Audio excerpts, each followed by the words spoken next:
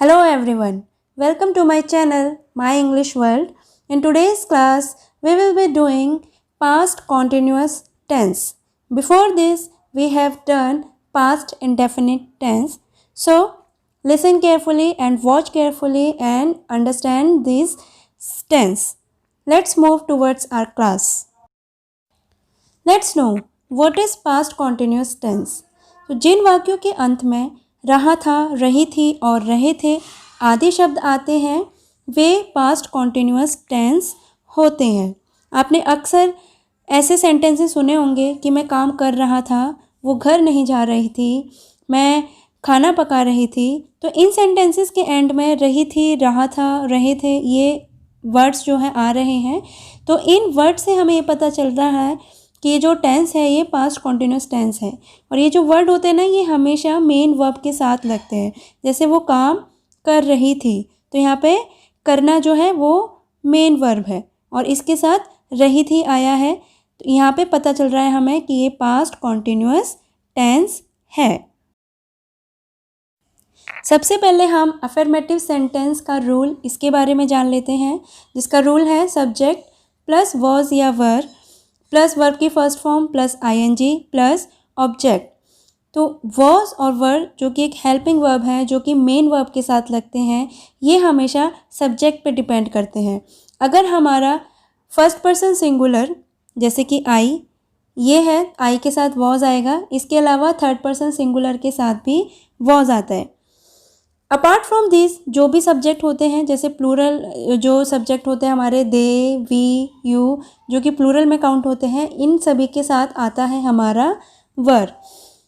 Continuous में हमेशा verb की फर्स्ट फॉर्म प्लस आईएनजी लगता है और आईएनजी सिग्निफाई करता है कि ये जो हमारी जो मेन वर्ब है, ये जो हमारा सेंटेंस है वो कॉन्टिन्यूएशन में है।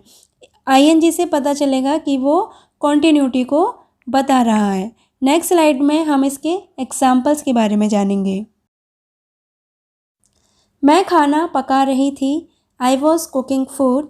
पूजा स्कूल के लिए तैयार हो रही थी, Puja was getting ready for school.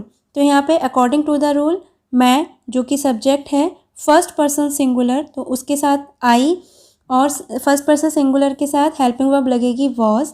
तो आई वॉज, फिर आगे हमारी मेन वर्ब कुक जिसके साथ हमारी आईएनजी कुकिंग और उसके बाद आएगा object I was cooking food. In the same way Puja third person singular है, इसके साथ आएगी हमारी helping verb was. Getting get जो कि मेन वर्ब है उसके साथ आएगी ING. Puja was getting ready for school. तो ये एग्जाम्पल्स हैं अफर्मेटिव के जो कि रूल्स के अकॉर्डिंग आपको बताए गए हैं। In the next slide we will know negative sentence and its rule. The rule of negative sentence is subject plus was verb plus not क्योंकि ये negative sentence है plus verb की first form plus ing और object। इसमें not इसलिए लगाया है क्योंकि ये negative sentence है, बाकी पूरा जो रूल है वो affirmative sentence की तरह ही है। तो आप एक बार affirmative sentence का रूल याद कर लेंगे, उसके बाद इसके जितने भी टाइप्स होते हैं उनका रूल याद करना बहुत ही ईजी हो जाता है। नेक्स्ट स्लाइड में हम इसके एग्जाम्पल्स पढ़ेंगे। वर्षा कक्षा में शोर नहीं कर रही थी, Varsha was not making noise in the class. वह मेरी बात नहीं सुन रही थी, she was not listening to me.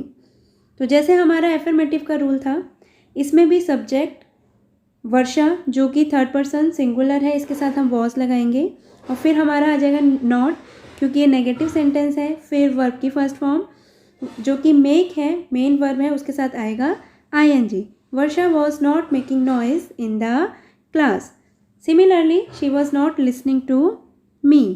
In the next slide we will know interrogative sentence.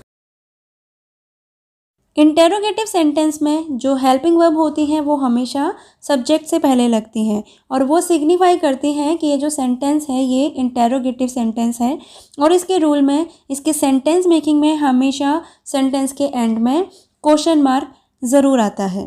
तो रूल है वॉज या वर, उसके बाद सब्जेक्ट, फिर वर्ब की फर्स्ट फॉर्म के साथ आईएनजी और ऑब्जेक्ट और उसके बाद आता है हमारा क्वेश्चन मार्क। इसके आंसर, जो कि मैं आपको कई स्लाइड्स में पहले भी बता चुकी हूँ, इसके आंसर हमेशा येस या नो में होते हैं। इसके बाद हम इसके एग्जाम्पल्स पढ़ेंगे। क्या कल तुम बगीचे में घूम रही थी? Were you walking in the garden yesterday? क्या वह बाजार में सामान खरीद रही थी? Was she buying goods in the market? तो इसमें जो हेल्पिंग वर्ब है वो सब्जेक्ट से पहले लगी है और एंड में लगा है क्वेश्चन मार्क।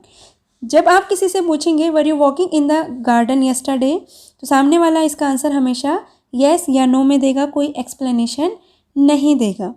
तो नेक्स्ट स्लाइड में हम करेंगे negative plus interrogative sentence. Interrogative plus negative का रूल होता है वॉज या वर, जो कि हेल्पिंग वर्ब है, और इंटेरोगेटिव है इसलिए सब्जेक्ट से पहले लगेगा, सब्जेक्ट के बाद लगेगा नॉट क्योंकि ये नेगेटिव भी है। तो वॉज या वर, फिर सब्जेक्ट, फिर नॉट, फिर मेन वर्ब के साथ वर्ब की फर्स्ट फॉर्म, फिर आईएनजी और फिर ऑब्जेक्ट, और उसके बाद don't forget to write the question mark at the end of the subject. So this is the rule of interrogative and negative sentence of past continuous tense. So let's move towards the examples of interrogative and negative sentences. क्या सूरज TV नहीं देख रहा था? Was Suraj not watching TV? Question mark. तो इसमें जो was है वो सब्जेक्ट के अकॉर्डिंग, सब्जेक्ट जो कि थर्ड पर्सन सिंगुलर है उसके अकॉर्डिंग लगा है और सब्जेक्ट से पहले लगेगा because this is interrogative sentence, और सब्जेक्ट के ठीक बाद आएगा हमारा नॉट क्योंकि ये नेगेटिव भी है। तो वो सूरज नॉट वॉचिंग, वॉच जो कि मेन वर्ब है उसके साथ आएगा ING, watching TV question mark.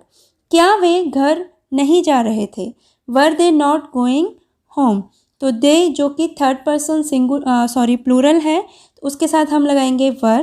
तो were they not going home and question mark. Next slide में हम बढ़ते हैं. ये WH फैमिली सेंटेंसेस हैं जिनको इंटेरोगेटिव सेंटेंस में ही काउंट होता है, बट द डिफरेंस इज कि इन सेंटेंसेस में कभी भी जो आंसर होता है वो येस या नो में नहीं होता. इसमें हमेशा आंसर में एक्सप्लेनेशन होती है जो कि वन वर्ड या फिर वन सेंटेंस या फिर पैराग्राफ में हो सकती है. तो इसमें हमेशा स्टार्टिंग में WH फैमिली का कोई वर्ड जैसे वॉट, वेयर, विच, हाउ ये वर्ड्स आते हैं. उसके बाद पूरा रूल इंटेरोगेटिव सेंटेंसेस का होता है जैसे वॉज या वर, फिर सब्जेक्ट, फिर वर्ब की फर्स्ट फॉर्म, फिर आईएनजी प्लस ऑब्जेक्ट और उसके बाद आता है क्वेश्चन मार्क. नेक्स्ट स्लाइड में हम इसके एग्जांपल्स पढ़ेंगे जिससे हमें और भी ज़्यादा क्लियर हो जाएगा कि जो इसका रूल है वो सेंटेंस में जब लगाते हैं तो कैसे लगाते हैं. वह वहाँ क्या कर रहा था? What was he doing there? तो यहाँ पे क्वेश्चन पूछा गया है जिसका आंसर एक्सप्लेन करना पड़ेगा कि वो वहाँ पे क्या कर रहा था. तो इसलिए क्या के लिए आएगा what was he doing there. तो उसके बाद व्हाट के बाद पूरा इंटेरोगेटिव का रूल है. व्हाट के बाद आ जाएगी हमारी हेल्पिंग वर्ब जो कि सब्जेक्ट के अकॉर्डिंग लगेगी जो कि हमारा थर्ड पर्सन सिंगुलर है. What was he doing there. Next is Suman पुराने गाने क्यों गा रही थी? तो why was Suman singing old songs. इसके लिए भी हमें एक्सप्लेनेशन देनी पड़ेगी. तो ये है हमारे WH फैमिली सेंटेंसेस के एग्जाम्पल्स. नेक्स्ट स्लाइड में हम इसकी एक्सरसाइज करेंगे. Right appropriate verb in the space given below. तो यहाँ पे कुछ 5 सेंटेंसेस दिए गए हैं. First is I dash practice guitar when he came home. तो यहाँ पे हमें हेल्पिंग वर्ब भी लगानी है जो कि सब्जेक्ट के अकॉर्डिंग आएगी, और जो प्रैक्टिस जो कि मेन वर्ब है उसको चेंज करके हमें पास्ट कॉन्टिन्यूअस के रूल के हिसाब से लिखना है. सेकंड है दे डैश ब्रैकेट में celebrate after they won match. तो यहाँ पे आपको हेल्पिंग वर्ब और मेन वर्ब के साथ आईएनजी जो कि पास्ट कॉन्टिन्यूअस का रूल है ये लगाना है और इन फिलअप्स को कंप्लीट करना है. She dash not dash bracket में dance on the floor. For this dash we dash eat food when they arrived. How dash Rama dash do her homework question mark.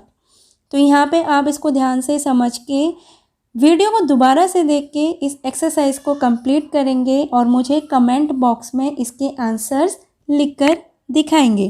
Till then, goodbye, have a nice day.